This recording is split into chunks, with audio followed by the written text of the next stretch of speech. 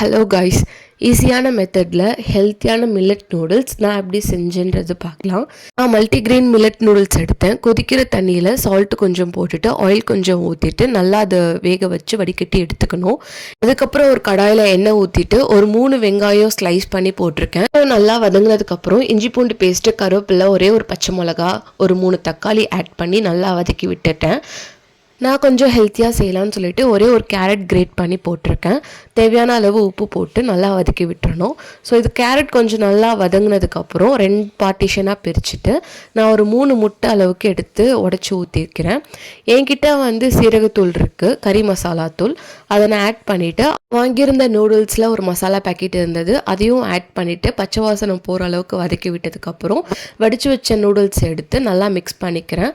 Egg masala எல்லாமே code ஆகிற மாதிரி நல்லா மிக்ஸ் பண்ணிவிட்டு மூடி போட்டு எடுத்தேன்னா நூடுல்ஸ் ரெடி. நீங்களும் செஞ்சு பாருங்கள். தேங்க்யூ.